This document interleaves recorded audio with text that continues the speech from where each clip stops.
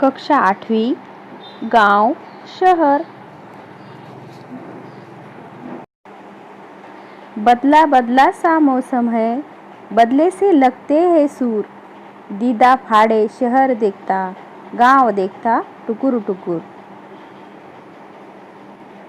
कवि कहते हैं कि आज हर तरफ परिवर्तन की लहर सी चल रही है। आज जिधर देखो बदलाव नजर आता है। मौसम यानी माहौल बदला बदला लगता है।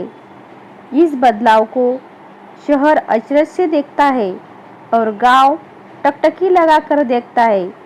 वह दंग है। तिल रखने की जगह नहीं है, शहर ठसाठस भरे हुए। उधर गांव में पीपल के है सारे पत्ते झरे हुए। मेट्रो के खंबे के नीचे रात गुजारे परमेसुर। दीदा फाड़े शहर देखता, गांव देखता टुकुर टुकुर। इसका अर्थ है, कवि कहते हैं गांव से लोग रोजगार और काम की तलाश में रोज शहरों की ओर जा रहे हैं।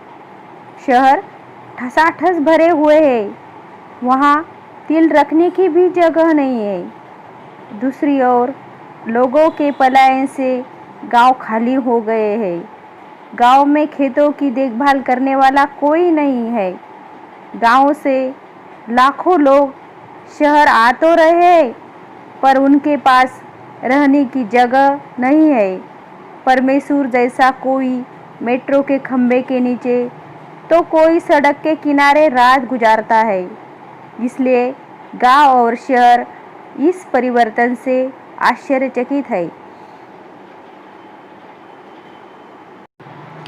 इधर शहर में सारा आलम आँख खुली बस दौड़ रहा। वहाँ रेडियो पर स्टेशन राम दिन है जो रहा। उनकी बात सुनी है जब से दिल करता है धुकुर पुकुर। सुरसतिया के दोनों लड़के सूरत गए कमाने, गेहूं के खेतों में लेकिन गिल्ली लगी घमाने। लंगड़ा कर चलती है गैया, सड़कों ने खा डाले खूर। दीदा फाड़े शहर देखता, गांव देखता टुकुर टुकुर। दूसरी ओर शहरों का यह आलम है कि आँख खुलते ही लोगों को काम के लिए निकलना पड़ता है। वहाँ दिन निकलते ही भागम भाग शुरू हो जाती है। रेडियो स्टेशन पर राम दिन समाचारों की राह देख रहा है।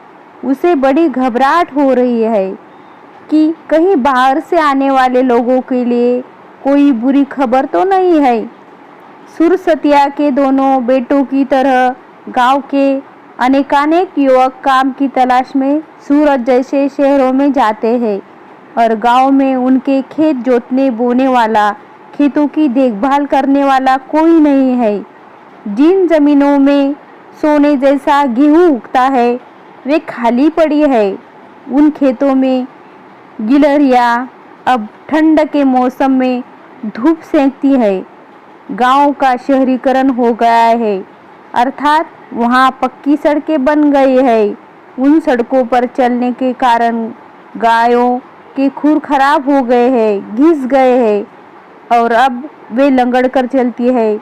इस बदलाव को शहर अचरज से देखता है और गांव टकटकी लगाकर देखता है। शब्दार्थ: सुर, स्वर, दीदा, आँख, टुकुर टुकुर, टकटकी लगाकर। दीदे फाड़ना, अचरज से देखना, ठसाठस, बहुत भीड़ होना, परमेश्वर, परमेश्वर। आलम, दृश्य, जोहना, प्रतीक्षा करना, धुकुर पुकुर, घबराहट, सुरसतिया, सरस्वती, गिल्ली, गिलहरी, गैया, गाय, घमाना, धूप खाना। सूचना के अनुसार कृतियाँ करो, तुलना करो। गांव, शहर। 1. पीपल के सारे पत्ते झड़ गए हैं। 1. शहर ठसाठस भरे हुए हैं।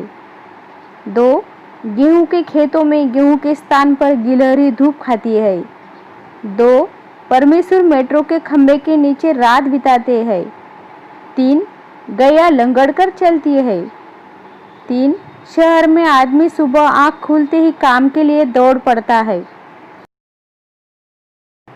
ऊंची जोड़ियां मिलाओ। उत्तर 1. मेट्रो, शहर, पीपल, गांव। कृति पूर्ण करो।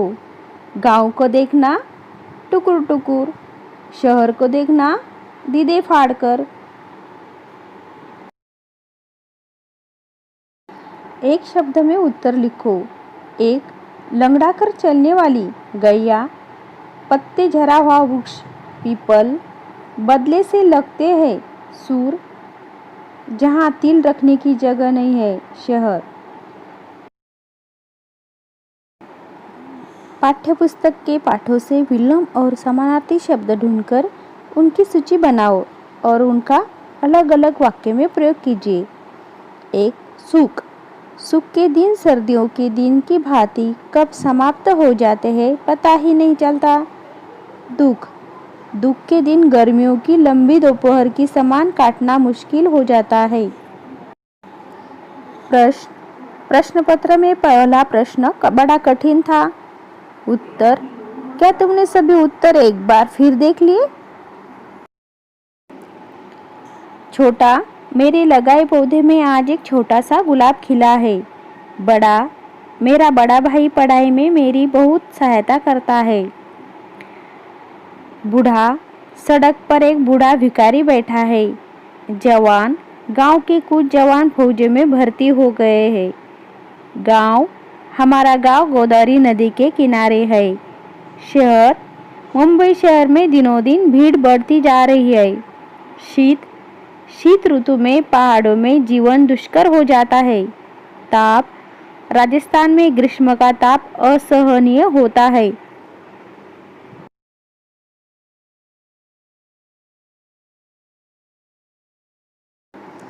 वृक्ष और पंछी के बीच का संवाद लिखिए। पंछी। बरगद दादा, आज ऐसे उदास क्यों दिख रहे हो? बरगद। नहीं, बस ऐसे ही। पंछी। दादा, मैं बरसों से आपकी डाली में ही घर बनाकर रहता हूँ। मैंने कभी आपको इतना चुप ऐसा उदास नहीं देखा। कोई तो बात है जो आपको परेशान कर रही है। बरगद। हाँ बेटा, बात तो है। मैं यह सोच सोचकर हैरान परेशान हूँ कि हमारे जंगल कैसे थे और अब कैसे हो गए हैं। पंछी। क्यों, जंगल को क्या हो गया? बरगद। तुमने ध्यान नहीं दिया कि तुम्हारे आसपास के वृक्ष कम होते जा रहे हैं। आए दिन लोग आते हैं और हरे भरे वृक्षों को काट डालते हैं। पंछी। हाँ, देखा तो है। बरगद। ये लोग इस बात को नहीं समझ रहे हैं कि वृक्ष सभी प्राणियों के लिए कितनी उपयोगी है। वृक्ष अनेक प्रकार के पदार्थों देते हैं, पर सबसे महत्वपूर्ण है कि ये वातावरण से जहरीली वायु को लेकर उसे शुद्ध कर देते हैं। पंछी। मनुष्य तो सबसे बुद्धिमान प्राणी माना जाता है। दादा, फिर वह ऐसा क्यों कर रहा है? बरगद। बुद्धिमान तो है, पर वह केवल वर्तमान के बारे में सोचता है, भविष्य या आने वाली पीढ़ी के बारे में नहीं सोचता। मैं यह सोचकर चिंतित हूँ कि आने वाले समय में इस हरी भरी धरती का क्या होगा।